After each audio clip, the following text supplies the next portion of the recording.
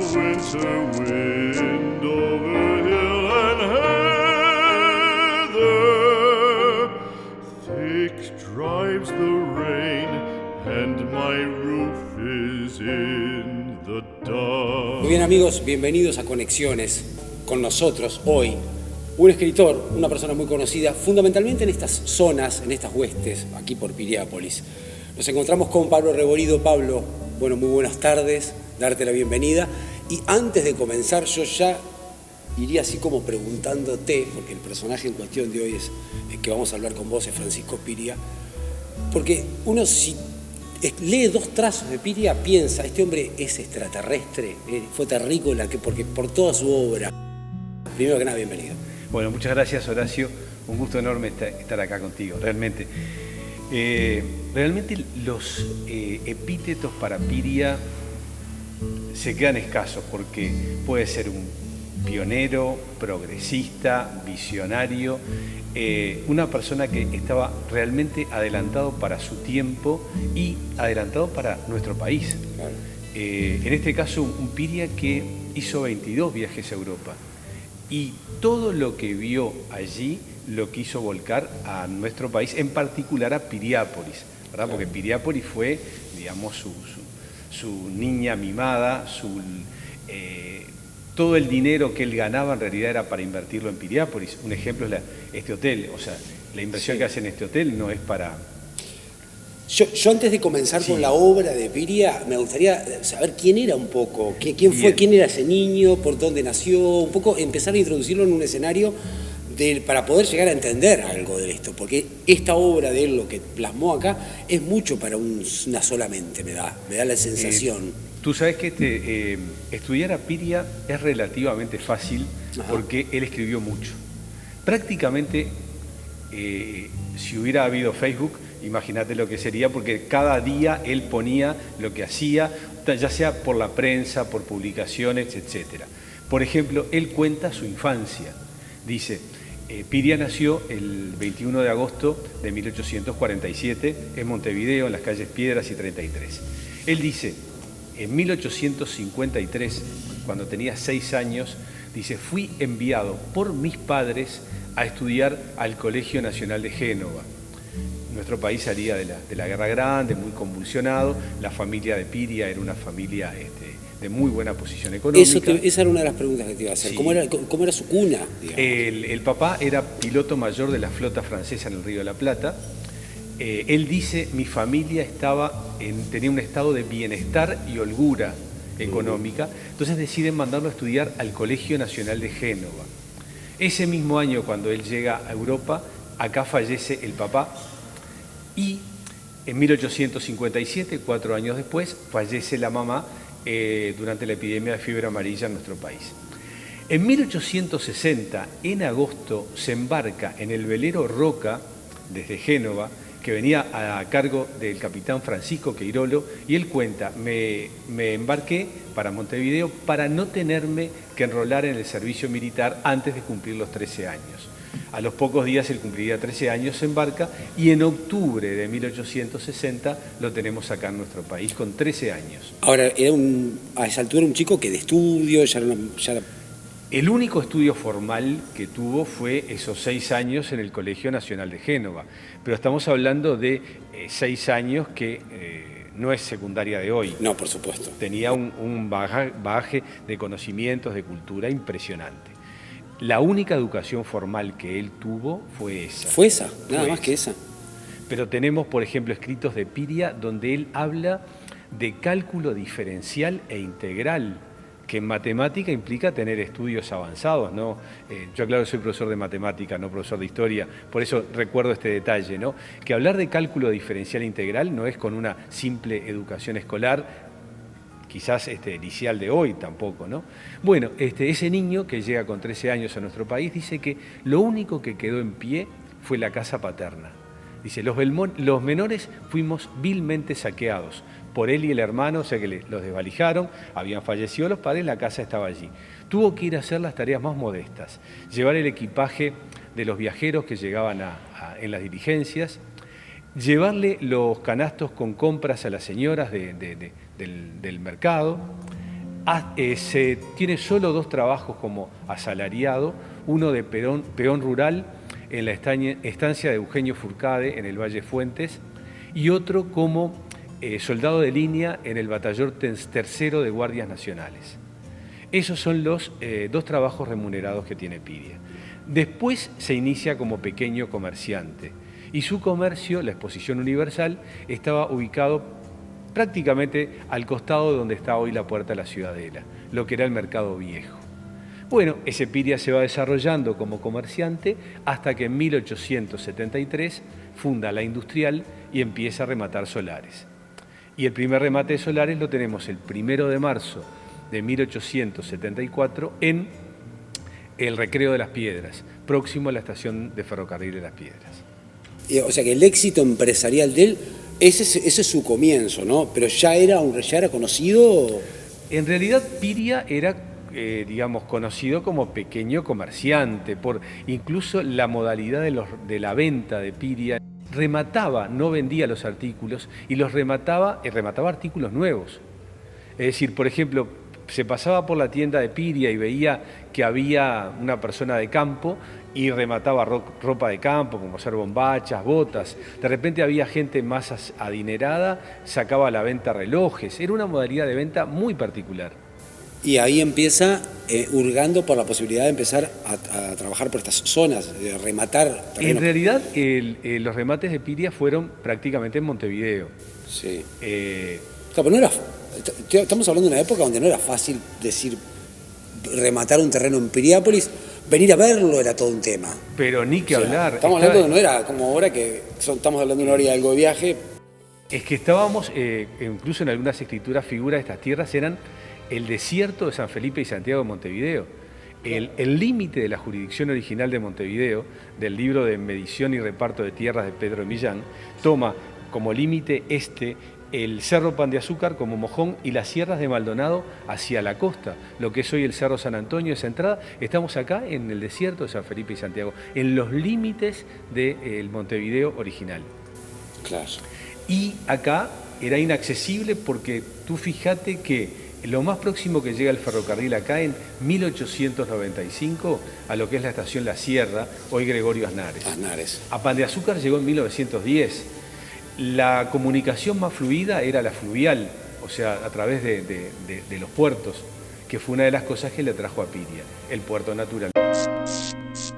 ¿En qué momento se conoce Piria como Piria, digamos? Ya cuando ya instalado acá, ya con el argentino, bueno, el argentino no, pues fue muy poco, sí. Murió muy poco después que se hizo, pero ¿cuándo es que ya es reconocido? ¿Tú sabes que el nombre Piriápolis, no Piria, ¿no?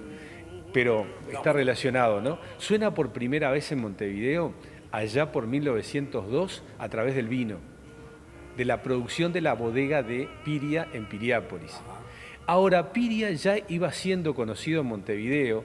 Es más, el gran salto a la opinión pública sale en 1888, cuando la Tribuna Popular publica la gran operación del día, y era que Piria había vendido toda su cartera de tierras a Reus, porque Piria utilizaba la palabra inflazón, decía que los precios estaban inflados.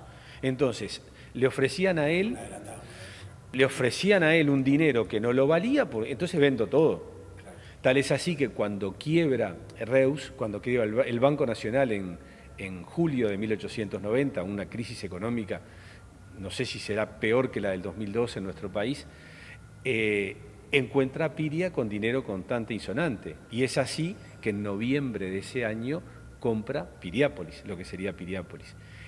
Del 88 al 90 triplicó su fortuna, justamente por el valor adquisitivo, ¿verdad? Él vendió a precios que después se desplomaron. Claro. Ahora, estamos hablando de una época donde no era muy fácil ser destacado empresarialmente, o estaba como designado muy pocos. ¿Cuál era el secreto? ¿Qué tenía? ¿Qué magnetismo? Cuando hablamos de la personalidad de él, ¿por dónde era? Porque tiene que haber mucho de eso. Sí, un maestro del marketing, porque realmente fue un adelantado. Sí. Y estaba todo por hacer también, ¿no? Por supuesto. Tenemos a un Piria promocionando los remates de solares en Montevideo a través de la prensa, a través de folletos. La escritura se hizo bastante famoso en 1898 cuando se publica El socialismo triunfante o Lo que será mi país dentro de 200 años, donde Piria imagina el Uruguay, el mundo en realidad, del 2098. Es impresionante, es un libro que vale la pena leerlo. Y ahí es donde Piria ya empieza a sonar como una persona, oh, mirá este Piria, no es solamente un comerciante, sí. no, es una persona que tiene determinados conocimientos, ¿no? ¿Cómo era el carácter de él, sabes? ¿Cómo era un tipo? Tú sabes que está escrito por él, él mandó a sus hijos a estudiar a Europa. Piria... el primer matrimonio de Piria se casó de 19 años con Magdalena de 16, el 25 de diciembre de 1866. En 1880 fallece Magdalena y él queda con sus 4 hijos, que habían nacido entre 1867 y 1872. Él manda a sus hijos a estudiar a Europa, a colegios en Suiza, y realmente era absolutamente severo con él. Las cartas eran kilométricas que mandaba indicándole qué estás haciendo, que hiciste tal cosa, tal otra, y las notas y esto. Bueno, era una cosa... Estricto. Sí. Y eso lo llevó evidentemente a sus obras. Totalmente. Claro. Como patrón, en realidad, cuando en algún momento se le hace, el profesor Martínez Cherro, el autor de Claro. Por los tiempos de Francisco Piria, que es mi maestro en estos temas, lamentablemente Recientemente recién fallecido, ahí está. Hizo la primera edición de Por los tiempos es de 1990 y pudo entrevistar a gente que trabajó con Piria directamente, era gente de edad pero había trabajado, y creo que de 10 personas que entrevistó, 9 le hablaron bien, pero eso sí, señalando que era una persona estricta pero generosa, ¿sí? Es decir, bueno, en cuanto al pago de los salarios de Piria, eran los normales. Si estudiamos las condiciones de trabajo y los valores de la época, eran los normales, incluso en algunos casos hasta mejores. Y como patrón era exigente, pero a su vez respondía, si le trabajaban bien, respondía bien. Vos sabés que hay una frase de también otro desaparecido, de Steve Jobs, que decía algo así como, vas a pasar gran parte de tu vida trabajando. En realidad es así. La idea es hacerlo bien, y la mejor forma de hacerlo bien es amar lo que uno hace. Yo creo que pasa algo de eso con Piria. Me tengo que reír porque una de las frases de Piria decía literalmente, enamórate de lo que haces. Exacto. Claro. O sea, y no te decía que hagas lo que te gusta, sino que trates de que te guste lo que tenés que hacer. Claro. Que era muy diferente. Sí, ¿no? totalmente. Ahora, situámelo en Piriápolis. Él, que se embandera con este lugar. La primera compra de Piriápolis, el Piriápolis de Piria tiene exactamente 3.412 hectáreas. Las primeras 1.815 las compra el 5 de noviembre de 1890, que es la fecha que se toma como fundación de Piriápolis. Él no firma la escritura porque él estaba en Europa cuando había hecho el compromiso, ¿verdad? Ya había viajado con muestras de tierra y de piedra. Tierra para ver la viabilidad de las mejores cepas que se adaptaran a este lugar para la producción vitivinícola, y la piedra para la explotación del granito. Exacto. Es interesante destacar que en 1889 había salido una ley de adoquinado obligatorio de lo que era el Montevideo limitado por el Boulevard Artigas. 1889, Piria compró acá en 1890. Ya se estaban explotando distintas minas en la zona de Pan de Azúcar. Entonces Piria vio... Siempre adelantado. El mercado Montevideo, la vía de comunicación... Sin contar en Buenos Aires. Sin contar no, eso es otro tema. Hay un libro de él, un folleto que se llama El embellecimiento edilicio de la gran capital bonaerense, o sea, el triunfo de Piriápolis, claro.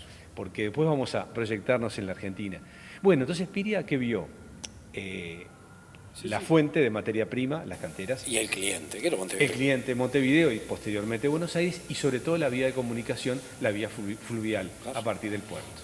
Entonces decide comprar este lugar, que originalmente se llamaba Puerto del Inglés y Cerro del Inglés, el Cerro San Antonio y el puerto. Es Piria quien le pone Piriápolis a este lugar. Hay un documento de 1893 donde Piria solicita que se le autorice a denominar pueblo a este lugar. La respuesta es que no está correctamente el plano delineado y amojonado, por lo tanto no lo autorizan. Pero está al lado, yo lo tengo, se podría ver en cualquier momento. Y entonces empieza con la actividad vitivinícola, la actividad minera en el Cerro Pan de Azúcar, la elaboración de elementos un poco rústicos de granito, lo que serían adoquines, postes de alambrado, cordones de vereda. Posteriormente, a 1912, ya con maquinaria comprada en Suecia, elabora los más finos revestimientos. ¿Sí? O sea, todo lo mejor trabajado en granito, lo que reviste el Hotel Argentino, lo que hay el Salón de los Pasos Perdidos en el Palacio Legislativo.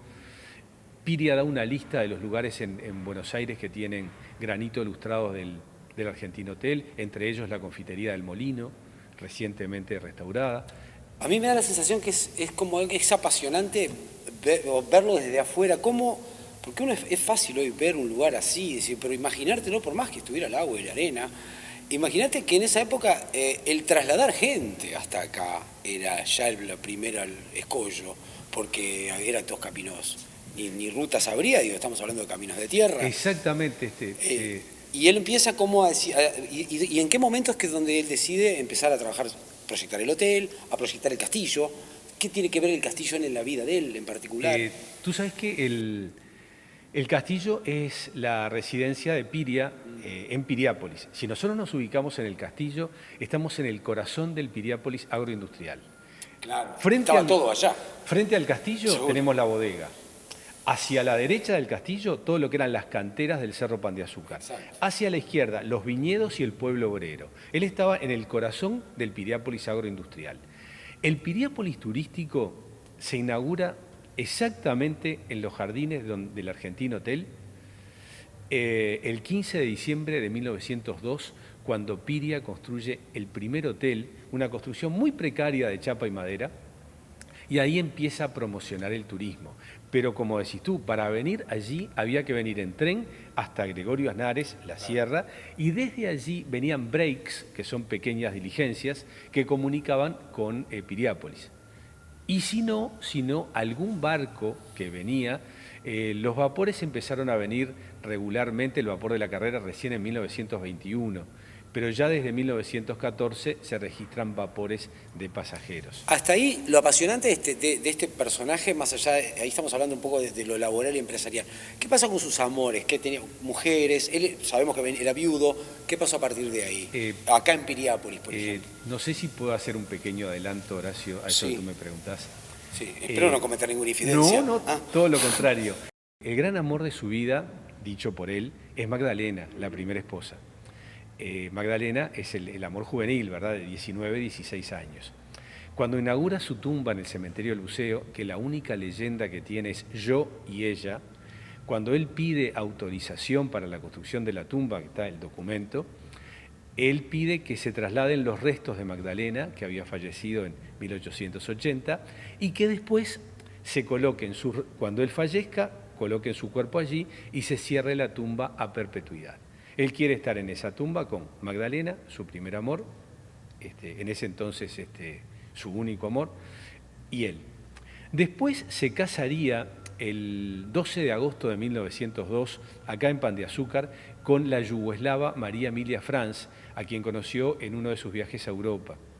Como dato interesante, ya unos 3 años antes, él ya la presentó en sociedad como su esposa. Y sin embargo no estaban casados. Se casaría en 1902. Y después la tercera mujer en su vida sería Carmen Ruiz Suárez. Piria la reconoce como hija natural y pasa a llamarse Carmen Piria. Según descendientes de Carmen, que me han atendido amablemente las nietas de Carmen, ellas sostienen, están convencidas de que Carmen realmente era hija de Francisco Piria. El resto, otros descendientes de Piria, sostienen que no, que Carmen no era hija, que era su amante. Jurídicamente, Carmen fue reconocida como hija natural y Piria, en su testamento, que también he tenido la oportunidad de leerlo, primero le deja a Carmen hasta igualar la porción de los hijos legítimos. Y si por algún motivo esa filiación de Carmen fuera atacada y no pudiera reconocerla como hija, le dejaba la parte de libre disposición. Después aparecen en el tramo de la sucesión algunos supuestos hijos naturales de una relación con María Teresa Robacio, donde ellos reclaman ser hijos naturales de Piria. La sucesión Piria le compra los derechos por una cantidad insignificante. Si comparáramos los números, no los vamos a abrumar ahora, pero para darte un detalle, una de las personas me dice, sí, uno de los descendientes de una de estas personas, dice, mi tío, porque era el tío, con el dinero que recibió se compró un camión.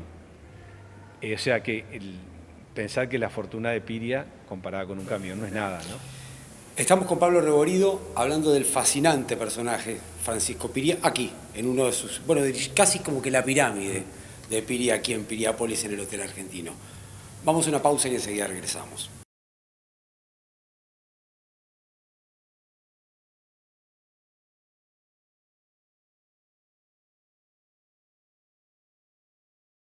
Recién estábamos hablando de lo que era el Piria industrial, por decir de alguna forma, aquí en Piriápolis, hablando de dónde estaba ubicado el castillo, que era un poco el eje, el centro de esa actividad. ¿Cómo estaba visto Francisco Piria por la alta sociedad uruguaya? Tú sabes que él decía que él se tenía que abrir codazos entre la sociedad para vincularse. Era de sociedad, incluso, por ejemplo, para decirte algo, él publicaba en la prensa los días de visita, de recibo, que eran el 1 y el 15 de cada mes, en su casa en ese entonces era 33 casi Sarandí. O sea, estamos hablando de gente no de la más alta sociedad, pero de alta sociedad. Y sobre todo también muy vinculado con agentes políticos. O sea, él tenía relación con Brum, con Gabriel Terra, buena relación con Luis Alberto Herrera, no así con la parte más de José Valle Ordóñez y la rama... Bueno, en ese momento estábamos hablando que siempre esas dos líneas eran muy enfrentadas. Pero a nivel de sociedad diríamos que era una persona de sociedad, pero no de lo más alto, ¿no? ¿Cuándo surge la posibilidad de poner la piedra fundamental del hotel y qué fue el hotel para él? Algo así como su ícono. Bueno, ¿él mismo lo reconocía como algo muy relevante o era un negocio más? Tú sabes que la primera mención a este gran hotel, porque el Hotel Piriápolis, la actual colonia, ya le había quedado a Piria chico, es de 1912. Y recién, en diciembre de 1920, el presidente Baltasar Brum viene a Piriápolis a colocar la piedra fundamental del Argentino Hotel, que demoraría 8 años su construcción y 2 años el alojamiento, que se termina inaugurando el 24 de diciembre de 1930. Antes que me hables de lo que pasó un poco tiempo después de eso, que es el final de Francisco, háblame de un detalle que acabas de comentar, que es el alojamiento. Él tiene muy en cuenta, más allá de lo edilicio, que ahora lo vamos a hablar con un arquitecto, más o menos algunos trazos sobre esto. Francisco, seguramente coincidirás conmigo, algo que recién nosotros estábamos hablando con Pablo Reborido, que es... Vos más que nadie debes coincidir conmigo que los hombres pasan y sus obras quedan. ¿Qué disfruta más el arquitecto? ¿El proyecto, el desarrollo de la obra o pararse al final, verla de frente? Y bueno, yo creo que citando una frase de Le Corbusier, ¿no?, que decía que la arquitectura es recorrer los espacios, ¿no?, vivirlos. Por eso, por más que uno pueda conocer la arquitectura a través de libros, es muy importante la vivencia, porque en realidad todos somos usuarios de la buena arquitectura.